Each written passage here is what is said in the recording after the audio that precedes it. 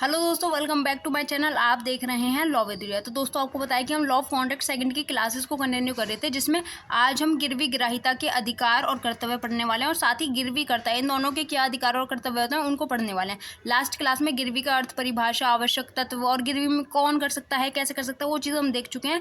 आने वाली क्लास में गिरवी कौन कर सकता है और गिरवी तथा उपनिधान की संविदा में क्या अंतर होता है वो हम करने वाले हैं। ठीक है, तो समझते चलना, बहुत ही ज़्यादा इजी टॉपिक। और इसमें एक प्लस पॉइंट ये भी है कि लास्ट क्लास में जिसमें हमने उपनिधान की संविदा वगैरह के बारे में पढ़ा था, बेलमेंट जिसे इंग्लिश में बोलता हूँ, उसके बारे में पढ़ा था। अगर आपको वो आती है तो आप इसे भी कर लो, क्योंकि बहुत ज़्यादा मिलते जुलते इनके अधिकार और कर्तव्य हैं। तो बेसिकली गिरवी कर्ता होता कौन है? तो गिरवी कर्ता वो इंसान होता है जो अपनी चीज़ को गिरवी रखता है।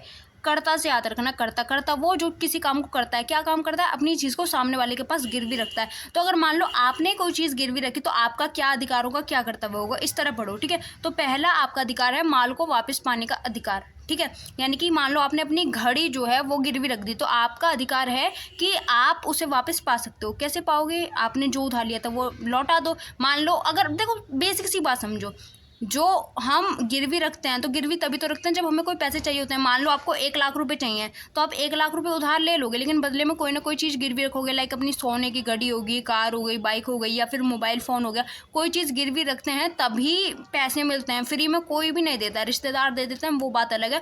अगर आपको बैंक से भी लोन लेना है तो आपको गाड़ी के कागज़, घर के कागज़, ये सब रखने पड़ते हैं। ठीक है, तो बेसिकली यही बात है कि माल को वापस पाने का अधिकार आपको है, लेकिन वो तब है जब आप अपने उधार का भुगतान कर दोगे। अगर आप अपना उधार की पेमेंट कर देते हो तो आपको आपकी चीज़ वापस मिल जाएगी। तो आपका ये अधिकार है कि आपको माल वापस मिलेगा। दूसरा अधिकार है वृद्धि अथवा लाभ का अधिकार। मान लो आपने कोई गाय गिरवी रख दी और जिस टाइम पे वो गिरवी रखी हुई थी उस टाइम पे उसे बछड़ा या बच्ची और कोई भी बच्चा हो गया, तो आपका अधिकार है कि जैसे ही आप सामने वाले इंसान की पेमेंट पूरी कर दोगे तो आप अपनी गाय और बछड़ा दोनों ले सकते हो। ये आपका अधिकार है।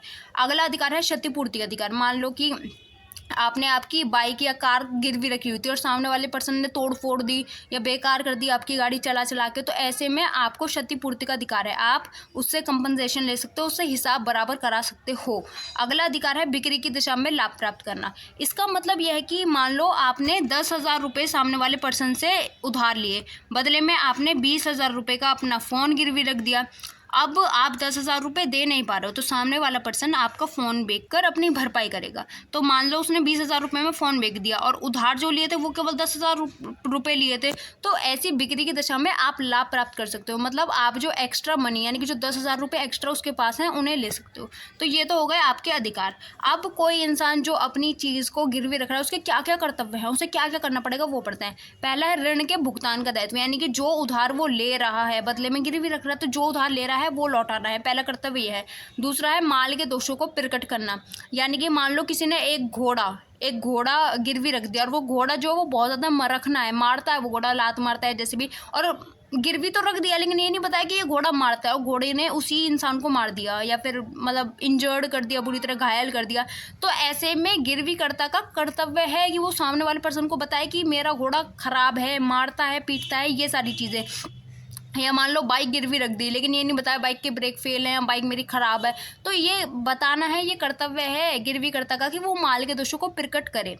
और अगला है आवश्यक व्ययों का भुगतान। इसमें यह आता है कि मान लो आपने गाय गिरवी रख रखी थी, गाय को बछड़ा हुआ, बछड़ा आप ले लोगे बाद में, लेकिन गाय जिस टाइम पे वहाँ रखी हुई थी, गाय के खाने का जो खर्चा था या फिर जो बछड़े की डिलीवरी के टाइम पे जो खर्चा हुआ, डॉक्टर ने जो पैसे लिए या गाय की जो दवाइयाँ आई, आप उन सब की पेमेंट करोगे। यानी कि जो आवश्यक व्यय हुए हैं, यानी कि जो खर्चे हुए हैं, आपको उन सब की पेमेंट करनी पड़ेगी। ये आपका कर्तव्य है। अगला है विक्रय के बाद दायित्व।